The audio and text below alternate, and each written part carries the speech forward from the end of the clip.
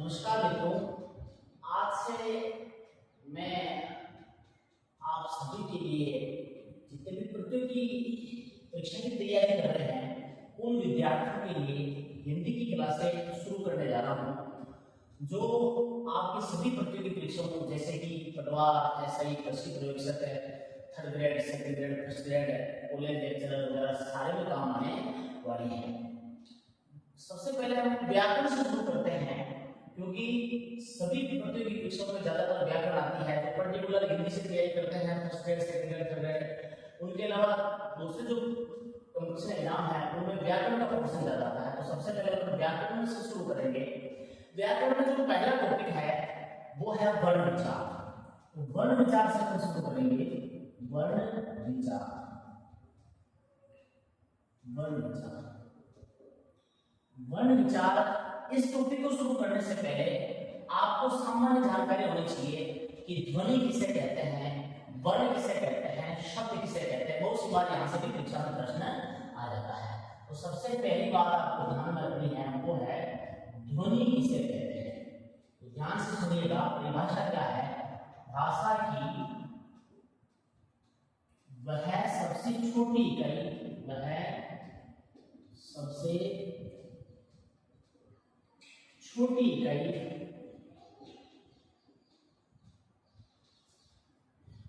जिसके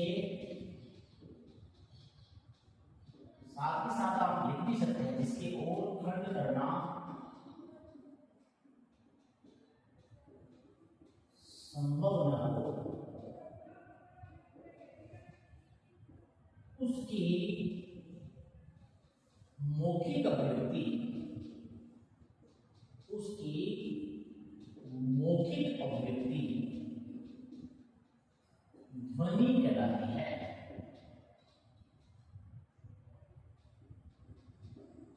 ध्वनि कहलाती है। परिभाषा समझिएगा कि भाषा की वह सबसे छोटी इकाई जिसकी और खंड करना संभव न हो, उसकी मौखिक अभिव्यक्ति ध्वनि कहलाती है। मुंह से उच्चारित मौखिक, जैसे मैंने बोल दिया ए, आ, ई, ये क्या है? ध्वनियां हैं। तो यहाँ से भी बहुत बार परीक्षा में पूछ लेते हैं कि भाषा की सबसे छोटी इकाई कौन सी होती है। तो अगर ऑप्शन में ध्वनि देता है तो अपन ध्वनि करेंगे। इसके बाद हम पढ़ते हैं वर्ण। वर्ण किसे कहते हैं? तो वर्ण की परिभाषा ऐसे हो सकती है कि भाषा की वह सबसे छोटी इकाई जिसकी और खंड करना संभव न हो, उसकी मौखिक की जगह वर्ण में क्या होता है? लिखित अभिव्यक्ति। क्या होता है वर्ण में?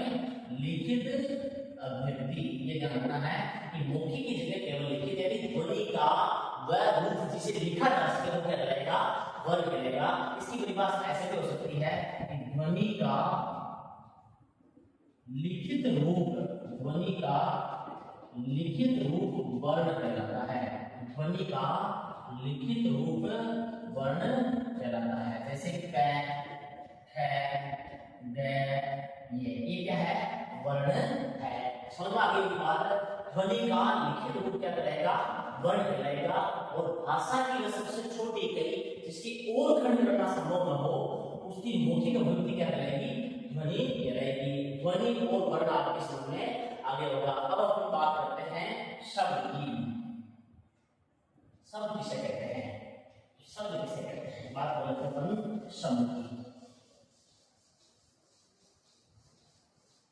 साथ ही साथ में आप नोट्स बना सकते हो, लिख सकते हो, ताकि आपको बार बार क्लास देखने की जरूरत नहीं पड़े और नोट्स को आप देख करके प्रतियोगी परीक्षा में सफलता प्राप्त कर सकते हो। अब बात करते हैं शब्द किसे कहते हैं। शब्द वर्णों का, इसका वर्णों का, वर्ण किसे कहते हैं?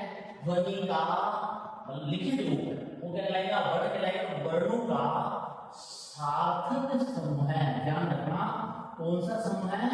सार्थक समूह है, शब्द कहलाता है। वर्णों का सार्थक समूह, सार्थक समूह का मतलब होता है वर्णों का एक ऐसा समूह है जिसका कोई ना कोई अर्थ निकले, वो सार्थक समूह क्या कहलाएगा? शब्द कहलाएगा। जैसे मैंने वर्णों का समूह यहाँ पर लिख दिया क, च, ट, ये वर्णों का समूह कर दिया। तो अगर मैं इसको एक साथ बोलूं तो च मतलब होता है परंतु इस लचर तक का कोई अर्थ नहीं निकलता है, अर्थ नहीं निकलता है तो ये शब्द भी नहीं कहलाएगा। सुनिए की बात नहीं, सार्थक अर्थ नहीं निकलता, अर्थ सार्थक अर्थ के साथ नहीं है तो वर्णों का सार्थक समूह ही क्या कहलाएगा, शब्द कहलाएगा। जैसे मैंने वर्णों का समूह लिख दिया क मु प र, इसका अर्थ निकलता है तो ये वर्णों का समूह है जो सार्थक है, इसलिए ये क्या कहलाएगा, ये शब्द कहलाएगा। तो तीन चीजें आपको समझ में आ गई होगी, ध्वनि किसे कहते हैं, वर्ण किसे कहते हैं और शब्द किसे कहते हैं। अब अपन पढ़ेंगे ध्वनियों का वर्गीकरण, ध्वनियों का वर्गीकरण। ध्वनियों का, यहां से भी परीक्षा में प्रश्न आता है, ध्वनियों का वर्गीकरण। तो ध्वनियों को कितने भागों में बांटा गया है तो आपको ध्यान रखना, यहाँ से ऐसे प्रश्न आता है कि श्रवणीयता के आधार पर, श्रवणीयता, श्रवणीयता बोलते हैं सुनना, सुनने के आधार पर, सुनने के आधार पर ध्वनियों को, सुनने के आधार पर या श्रवणीयता के आधार पर ध्वनियों को दो भागों में बांटा गया है। कितने भागों में बांटा गया है, दो भागों में बांटा गया है, ये आपको ध्यान रखना है। यहाँ से परीक्षा में प्रश्न पूछ लेते हैं, श्रवणीयता के आधार पर ध्वनि को कितने भागों में बांटा गया है। जैसे जैसे अपना टॉपिक खत्म होगा आपको एक भी प्रश्न ऐसा नहीं मिलेगा कि ये प्रश्न आपको नहीं आ रहा, सारे प्रश्न आपको आने वाले हैं। आप ध्यान से क्लास को देखिएगा और साथ के साथ इनको लिख लो या फिर पहले एक बार क्लास को देख लो, उसके बाद फिर नोट्स बना लेना। तो श्रवणीयता के आधार पर ध्वनियों को कितने भागों में बांटा गया है, दो भागों में बांटा गया है। पहला जो भाग है इसका उसे बोलते हैं स्वर और दूसरा है व्यंजन। क्या बोलते हैं उसको, व्यंजन। तो आपको एक प्रश्न यहाँ से मिल सकता है देखने को कि श्रवणीयता के आधार पर ध्वनियों को कौन कौन से भागों में बांटा गया है, तो स्वर और व्यंजन। एक प्रश्न यहाँ से क्यों आता है कि स्वर और व्यंजन में, स्वर और व्यंजन में वर्गीकृत, स्वर और व्यंजन में वर्गीकृत करने का श्रेय किसको जाता है, तो ये श्रेय जाता है पतंजलि को। आपको ये भी प्रश्न ध्यान रखना है, पतंजलि को जाता है कि ना स्वर और व्यंजन में वर्गीकृत करने का श्रेय किसको जाता है, पतंजलि को जाता है। ये तीन चार प्रश्न आपके होंगे। भाषा की वह सबसे छोटी इकाई जिसके और खंड करना संभव न हो उनकी मौखिक अभिव्यक्ति ध्वनि कहलाएगी। भाषा की वह सबसे छोटी इकाई जिसके और खंड करना संभव न हो उसकी लिखित अभिव्यक्ति वर्ण कहलाएगी। वर्णों का सार्थक संग्रह शब्द कहलाएगा। और श्रवणीयता के आधार पर ध्वनियों को दो भागों में बांटा गया है, स्वर और व्यंजन। और स्वर और व्यंजन में वर्गीकृत करने का श्रेय किसे जाता है, तो पतंजलि को जाता है। अब अपन पढ़ेंगे स्वर। स्वर किसे कहते हैं, ये परिभाषा है स्वतंत्र रूप से उच्चरित, स्वतंत्र रूप से उच्चरित ध्वनियां। ध्यान रखनी है कि स्वतंत्र रूप से उच्चरित ध्वनियां स्वर कहलाती है। परिभाषा को समझना है कि स्वतंत्र रूप से उच्चरित ध्वनियां स्वर कहलाती है, यानी इन ध्वनियों के उच्चारण में किसी और ध्वनियों का सहयोग नहीं लिया जाता है। इन ध्वनियों के उच्चारण में स्वतंत्रता होती है, जो होगी अपने आप में स्वतंत्र होती है, दूसरी ध्वनि का सहयोग नहीं लिया जाता है। इनको क्या बोलते हैं, स्वर बोलते हैं। तो स्वतंत्र रूप से उच्चरित ध्वनियां क्या कहलाती है, स्वर कहलाती है। हिंदी में कितने स्वर होते हैं तो आप सभी को पता ही है, हिंदी में कुल 11 स्वर होते हैं। कितने स्वर होते हैं, 11 स्वर होते हैं। ये भी आपको बता दी कौन कौन से होते हैं, ए, आ, ई, उ और री। इसके बाद ए, आई, ओ, बहुत सी किताबों में कहते हैं कि री एक शुद्ध स्वर नहीं रहेगा, लेकिन आप कशिश को नहीं मानती है, इसलिए अपने री को स्वर मानना है, ये ध्यान में रखना है। तो स्वतंत्र रूप से उच्चरित ध्वनियां स्वर कहलाती है। हिंदी में कुल 11 स्वर होते हैं, ये आपके सामने मैंने देखिए। अब अपन पढ़ेंगे इन स्वरों का वर्गीकरण। इन स्वरों को किन आधारों पर वर्गीकृत किया जा सकता है, तो आप देखो स्वरों का वर्गीकरण समझना आ रही होगी मेरे हिसाब से आपको क्लास अगर आपको क्लास समझ में नहीं आए तो आप कमेंट बॉक्स में निश्चित रूप से कोई ना कोई राय दीजिएगा, ना आप और सुधार करने का प्रयास करूंगा। अब अपन पढ़ेंगे स्वरों का वर्गीकरण। स्वरों का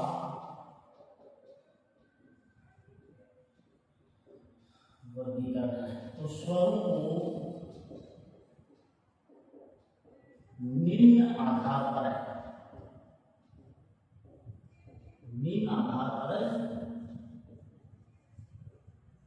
वर्गीकरण किया जा सकता है। स्वरों को किन आधारों पर वर्गीकृत किया जा सकता है? तो स्वरों को निम्न आधारों पर वर्गीकृत किया जा सकता है। पहला जो वर्गीकरण है वो रचना के आधार पर है। किसके आधार पर? रचना के आधार पर है।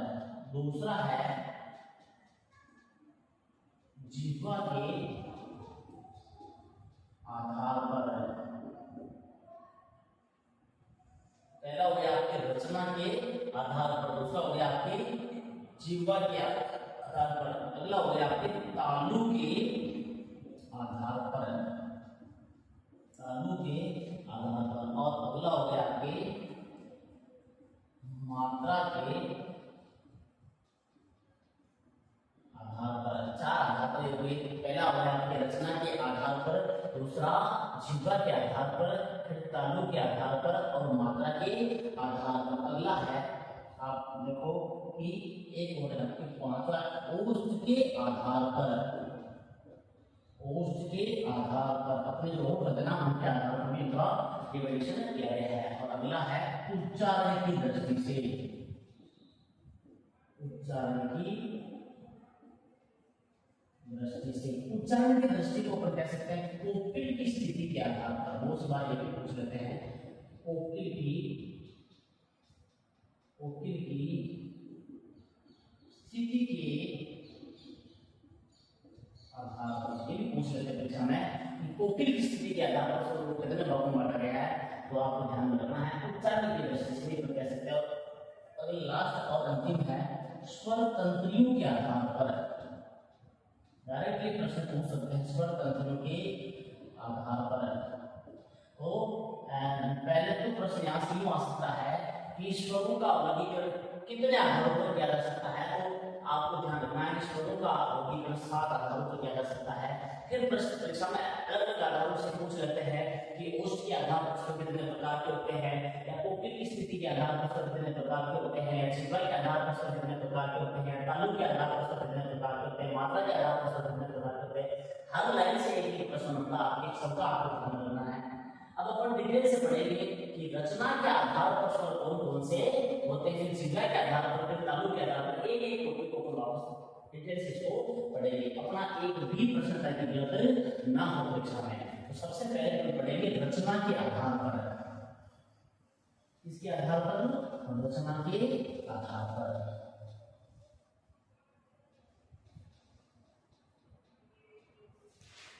रचना के आधार पर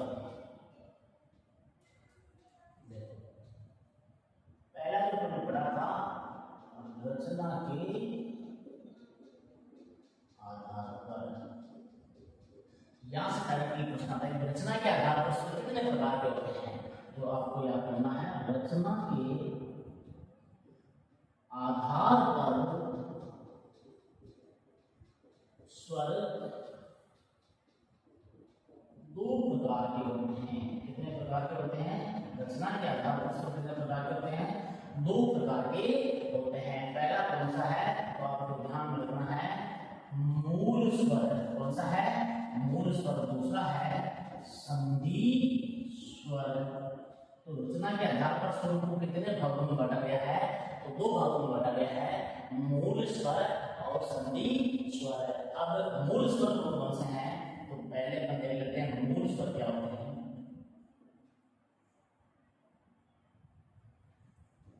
वे स्वर जो अन्य स्वरों के सहयोग से नहीं बनते हैं, उन्हें मूल पूछ लेते हैं क्योंकि मूल स्वर कितने होते हैं, तो ए, ई, उ और री, ये टोटल 4 क्या है, मूल स्वर कहलाते हैं। यहाँ से भी परीक्षा में प्रश्न आ जाता है कि मूल स्वर कितने होते हैं, तो 4 प्रकार के मूल स्वर होते हैं, ए, ई, उ और री। ठीक समझ में आ गया होगा। रचना के आधार पर स्वरों को कितने भागों में बांटा गया है, 2 भागों में बांटा गया है, मूल स्वर और संधि स्वर।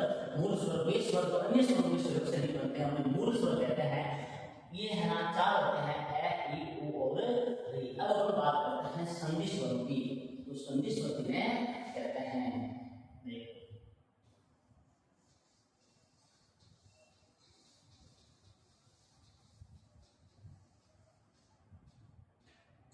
संधि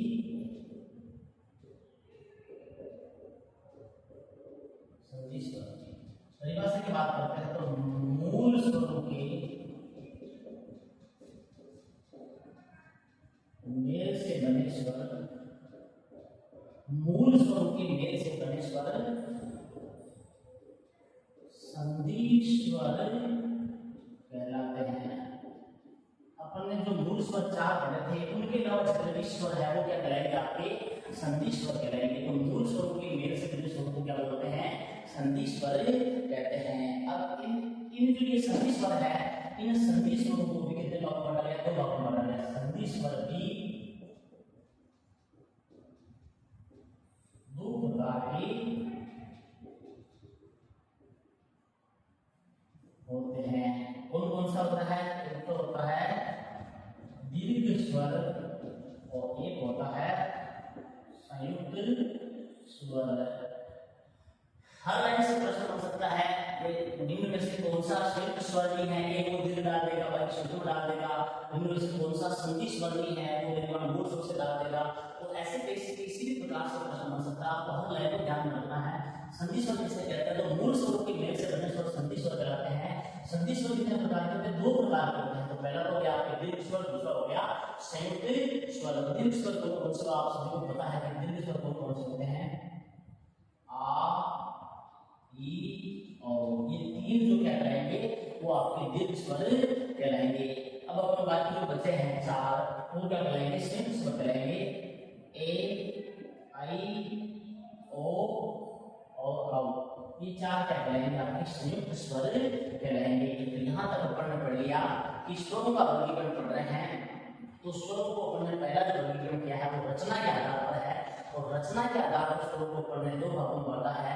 एक तो मूल स्वर है, एक संधि स्वर है। मूल स्वर वे स्वर है जिनकी उत्पत्ति मूल रूप से हुई कह सकते हैं, दूसरों के सहयोग से नहीं बनते, उन्हें मूल स्वर कहते हैं। मूल स्वर इनके 4 होते हैं, ए, ई, उ और री। इसके बाद संधि स्वर जिसे कहते हैं, तो मूल स्वरों के मेल से बने स्वर संधि स्वर कहलाते हैं। इन संधि स्वरों को भी कितने भागों में बांटा गया है, 2 भागों में बांटा गया है। संधि स्वरों को भी ये भी 2 प्रकार के होते हैं, एक तो हो गया आपके दीर्घ स्वर और एक हो गया आपके संयुक्त स्वर। दीर्घ स्वर कौन से परीक्षा में बहुत सी बार प्रश्न पूछ लेते हैं कि निम्न में से दीर्घ स्वर नहीं है, ए, ई, उ करके एक ये दे देगा, या इनमें से कौन सा संयुक्त स्वर नहीं है, ए, आई, ओ करके एक ये दे देगा, या ए दे देगा, या दे देगा। तो किसी भी प्रकार से प्रश्न बन सकता है। आपको हर चीज का ध्यान रखना है। रचना के आधार पर स्वरों का वर्गीकरण अपन पढ़ लिया। अब दूसरा जो वर्गीकरण है वो अपन पढ़ेंगे जिह्वा के आधार पर वर्गीकरण। किसके आधार पर वर्गीकरण है, जिह्वा के आधार पर वर्गीकरण।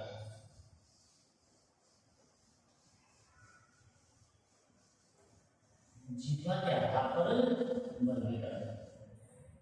दूसरा जो वर्गीकरण है वो है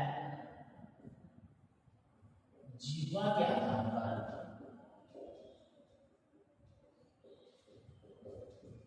होगा, या ये बहुत इंपॉर्टेंट है, ये आपको ध्यान रखना है, ये इंपॉर्टेंट है। यहाँ से परीक्षा में निश्चित रूप से कोई ना कोई प्रश्न आता ही आता है। तो जिह्वा के आधार पर स्वरों का वर्गीकरण। जिह्वा के आधार पर स्वरों को कितने भागों में बांटा गया है, तो जिह्वा के आधार पर स्वर है ना 3 प्रकार के होते हैं। कितने प्रकार के होते हैं, 3 प्रकार के होते हैं, आपको ध्यान रखना है। जिह्वा के आधार पर स्वर कितने प्रकार के होते हैं, 3 प्रकार के होते हैं। पहला आपके है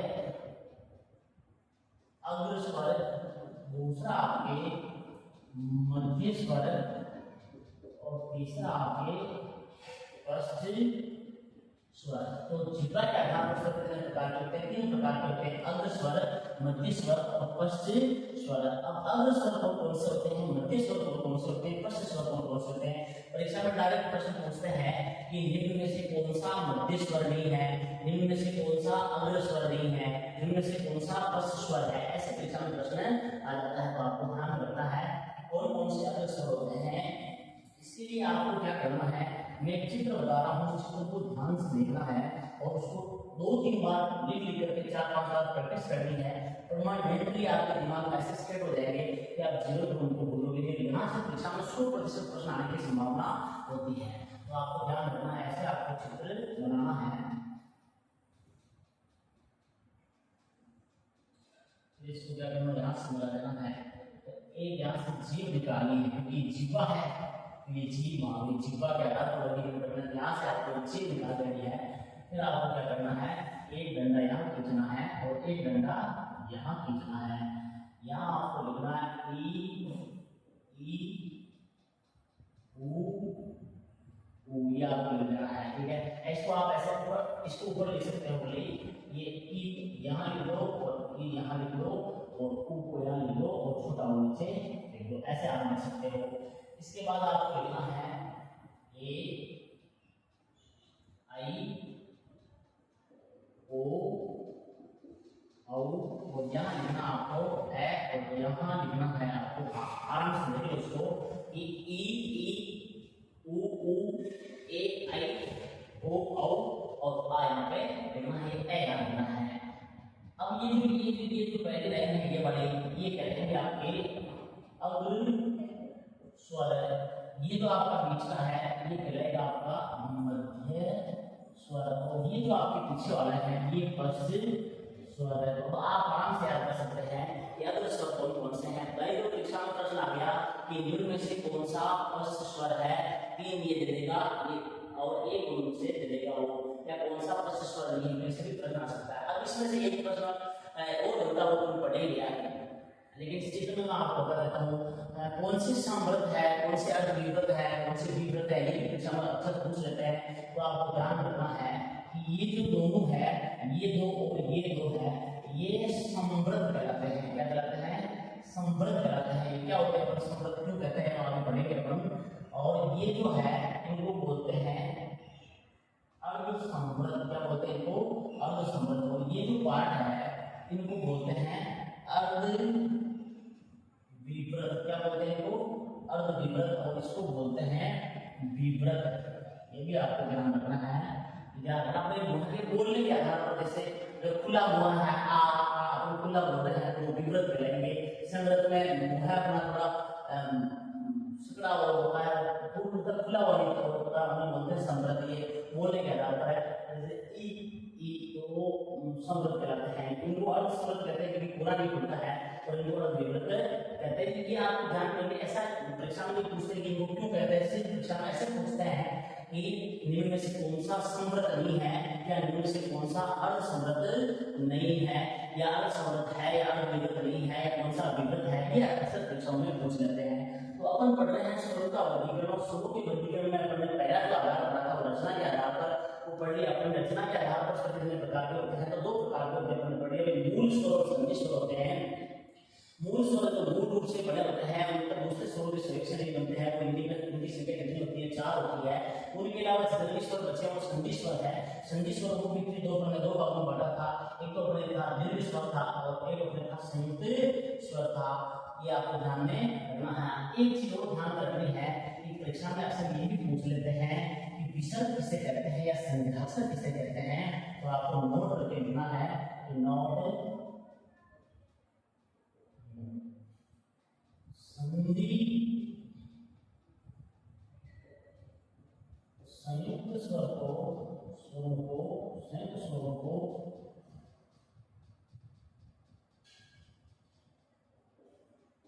विसर्ग या संध्याक्षर भी कहते हैं। ये आपको ध्यान में रखना है। तो दोस्तों अपने वर्ण विचार को शुरू किया है। वर्ण विचार में हमने ध्वनि पढ़ा था, वर्ण पढ़ा था, शब्द पढ़ा था, ध्वनि किसे कहते हैं, वर्ण किसे कहते हैं, शब्द किसे कहते हैं, ये पढ़ा था।